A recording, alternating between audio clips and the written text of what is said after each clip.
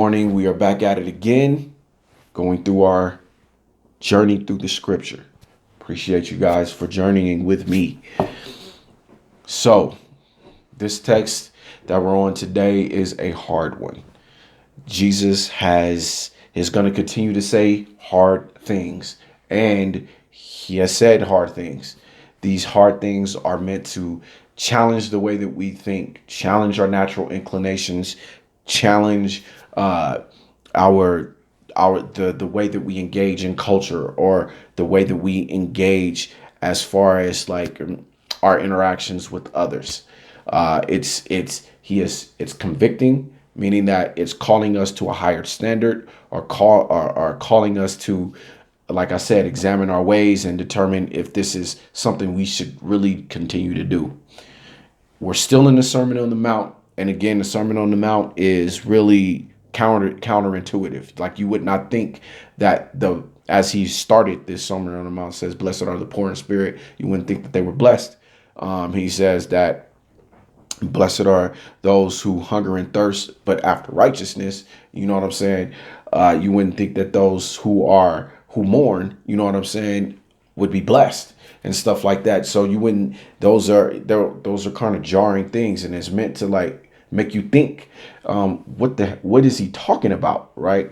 So and then he goes on to talk about how we should be salt and light in the world, and what does that really look like, as a preserver in the world, and as a light in the darkness of a light in the darkness of understanding, a light of understanding to dark understanding that is present in the world. And then he talks about how he is here not to abolish the law, but to fulfill the law. Then he starts breaking down pieces of that law, and the pieces of the law that have been further interpreted by the Jewish traditions. So like, he begins to say, you know what I'm saying? He talks about murder as the first one.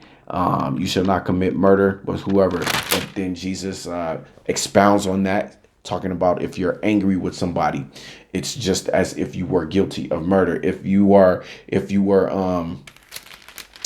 call somebody good for nothing or a fool and stuff like that, you would be in danger of the court, or in danger of going to court, or in danger of going to hell and stuff. So he's like saying, I want you to look at this. I want you to pay attention to the spirit of the law, and not just the letter of it, but what is really being communicated. And what I did say before was that the what is being communicated about the law is that it is depicting, or giving examples of, or showing how there is a value that God places on his creation that is very high and stuff like that. And for us to hate someone, to call somebody out their name, or to call them a fool, to say that there is no God, to say that they say that there is no God in their heart, to murder someone is to devalue someone, devalue the image of God. When you are doing that, it's a violation against God. It's not just a violation against the person. And then he also talks about adultery and divorce and oaths and stuff like that, things that happen to do with personal relationships of faithfulness, and or it talks about, what I'm saying, somebody keeping their word, like I said, being faithful. And when you don't keep your word, then you are devaluing, not only devaluing yourself, then you're devaluing the other person who is trusting in you as well. So it's again, it's that connotation that there is a high standard, there's a high value that God places on the souls of individuals. Now we're here to a point where he's talking about, the heading here is talking about retaliation. Again, it's hard. It's a hard saying. He's saying if somebody slaps you, turn the other cheek. If somebody wants to sue you for your shirt, you give them your jacket. If somebody forces you to go 1 mile, and then you go an extra mile.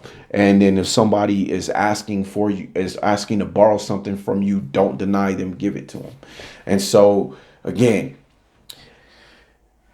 So I was thinking about like, man, this is a hard saying because like if somebody slaps me, do I want to turn the other cheek? Does that mean if somebody is trying to rape my wife, does that mean I just let them rape my wife? If somebody is trying to kidnap my daughter, do I just let them kidnap my daughter and stuff like that? I'm just wrestling with God about this. Like, what are you talking about here? Because this goes against everything that I would think as a man, as a protector and stuff like that. And I'm like, yo, am I not like you in this aspect where I protect my family and stuff like that? And you're telling me not to do it. So but then I just, stoneballed it. Like I was thinking, hey, this is would this be the logical conclusion for this? But what I think is saying here is that what Jesus is trying to get at, look, at this whole thing in this broader context, is like your natural inclinations of thinking about how the way the world works is wrong. You know what I'm saying? It is not right. We got it all wrong. So if we think about the way that, if we think pre-fall, I mean the pre-fall of man, if there was no fall, if man never sinned, would any of these things exist in the world that God created? No, they wouldn't. None of this stuff would happen. Nobody would be trying to, no one would be suing you because they would have enough.